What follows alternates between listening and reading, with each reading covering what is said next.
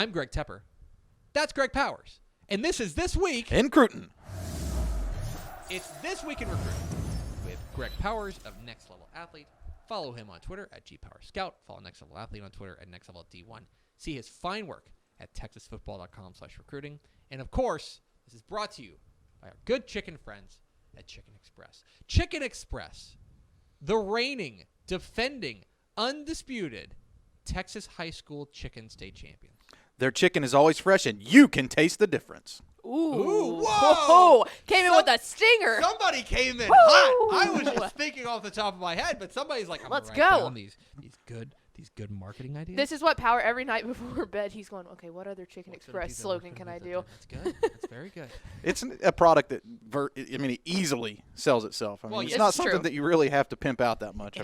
It's like Chicken Express. Just go. Just go. Trust do us. it. Yeah. It's This Week in Recruiting. A lot to get to across the state of Texas. Let's start in the Houston area with our prospect on the rise. Our prospect on the rise is 2022, so he'll be a junior this year. Alief Hastings defensive end David Oakey, who, talk about a guy who's had himself quite a week. He picked up in-state offers this week from CUSA rivals North Texas and UTSA. He's already got offers from Houston, Nevada, New Mexico, Utah State. He had a big week at the Rivals camp.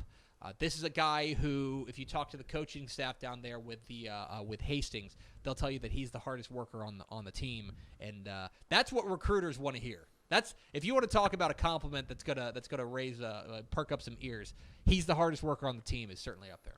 He was on the radar, and somebody that we knew about it. He was 6'2", 225 playing defensive end, which kind of puts you in an odd category. Can you play and stand up at 6'2"? Now he's 6'4", 235, and you can see that difference really helps him get a lot of recruiting attention. And he's got some offers that make you pay attention. North Texas has done a really good job recruiting good talents in the Lone Star State.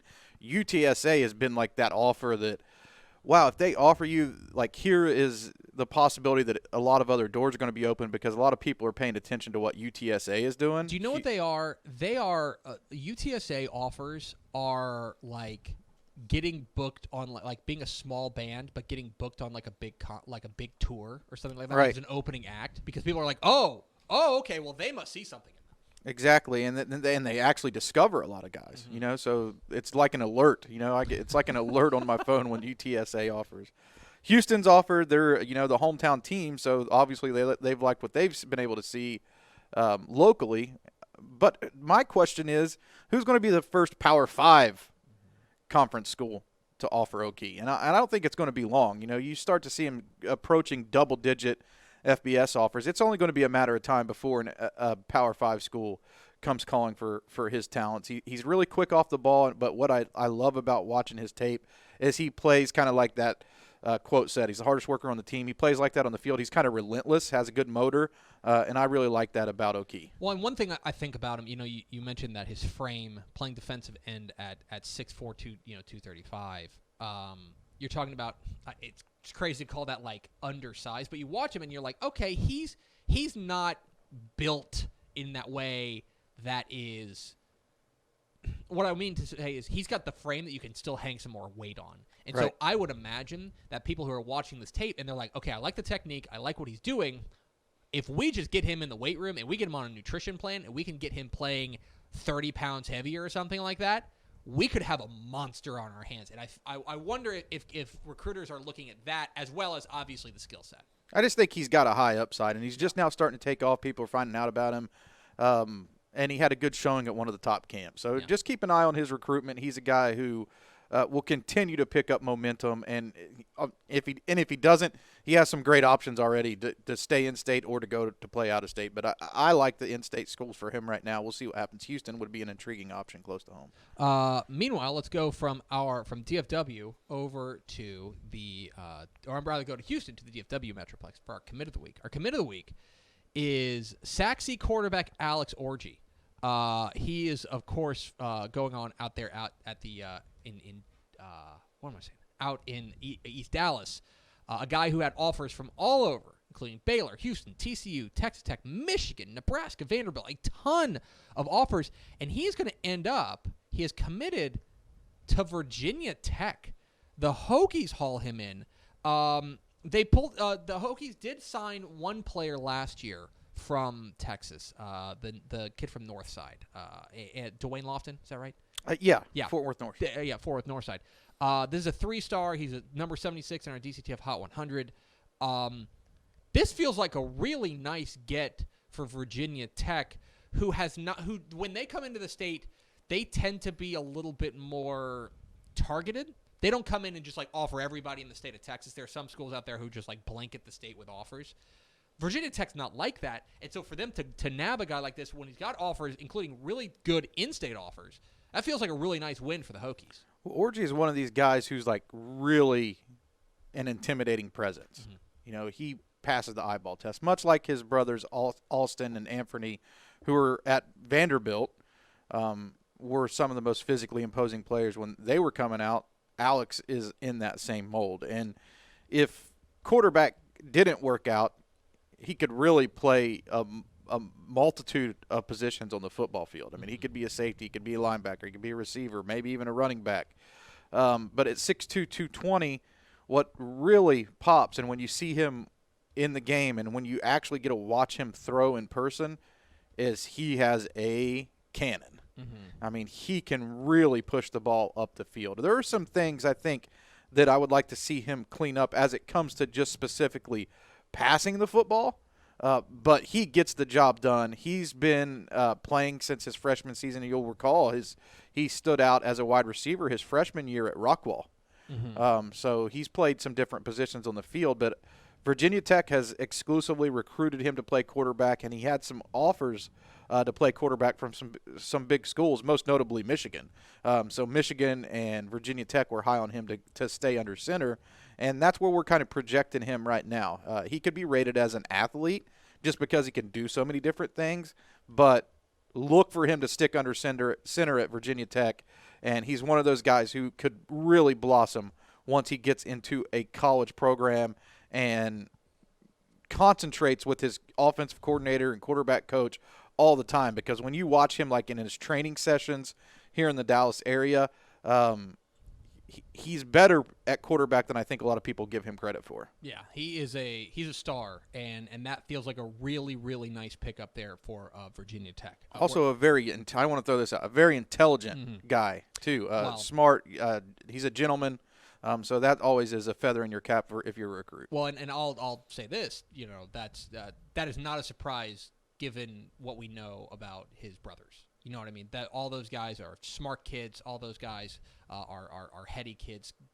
Head screwed on straight and stuff like that. So great family. Yeah, the really, Orji really family. good family out there. So we're talking This Week in Recruiting with Greg Powers, the next level athlete here on Texas Football Today. Get involved in the conversation. #TF Today. Let's go to our Underclassman of the week. Our Underclassman of the week, going back to Houston. Going to 2023 defensive end out of Cy Ranch, Ashton Porter. He is our Underclassman of the week because he has picked up an offer from Texas. That is the first in-state P5 offer that he's picked up. He's already got offers from places like SMU, Arizona State, and Colorado. And a guy who they played 8 games. He played 8 games there for Cy Ranch and made his impact felt every step of the way there as a defensive end there for Cy Ranch. Keep an eye on this guy, 6'3", 225, and probably not done growing either. No, definitely not. He's actually listed at 6'4", 232 on his huddle. We got him at 6'3", 225, so it's like maybe he's grown an inch already. I don't know, since the last time we were able to get our eyes on him. But another guy with a really high ceiling. Things are really just starting to happen for him. Texas is a strong indicator that all of the national schools are going to likely come calling, and he has elite tape. You pop on the tape, and it doesn't take long to see what he's bringing to the table. He has good pass rush moves, knows how to use his hands already, and just has the frame for growth to be one of those guys who will probably be like a no-doubter, top 50 4-star type of kid. And Cy Ranch, they produce a lot of talent. It's a very talented area of the state. And I just think the sky's the limit for him. Obviously, this Texas offer is going to be huge for a school like that to come in early, and not only to come in early, but significantly earlier than some of the other top schools. He hasn't picked up another in-state offer since Texas offered. It was probably like 4 or 5 days ago. So you usually see Texas offer, and then, oh, well, here comes a few other schools, Yeah. you know, close behind that. So they're getting a little bit of a head start on this one, and I wouldn't be surprised if it pays dividends. Yeah, most certainly. This is a guy there. If you want to buy in early, Texas is hoping. You would think, hoping that first in-state P5 offer is the one that sticks and matters to him. So big time offer there for Ashton Porter out of Cy Ranch. Finally, let's wrap it all up with our recruit of the week. Our recruit of the week going down to the Austin area to Austin Del Valle. Yes. Linebacker Kaleb Brown. And he could have been our recruit of our commit of the week. As he has pulled the trigger, he is going to go to the University of Houston. He has committed to them over offers from places like SMU, UTSA, Nebraska, Iowa State, Boston College. This is a 3-star guy we've got in TexasFootball.com/recruiting. Kaleb Brown, I will say this. These are the types of recruiting battles that Dana Holgorsen needs to win. And you put this in the W column and you say, all right, we're getting ourselves a pretty darn good linebacker out of the Austin area. Yeah, and this is one of those guys who's a lot of fun to watch on tape. He hits guys so hard that one of the critiques of his film would be that he has a hard time wrapping up. Huh.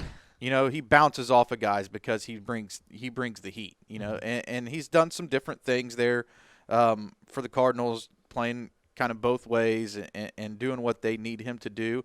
But he's got an extremely high upside. You see him listed at 6 foot 190. You know, he's going to be playing 6 foot 210, 215, maybe grows an inch when he gets to college, and has the skill set to not only be a sound tackler against the run, but he runs well enough that you can project him to be a guy who will play well in coverage as well.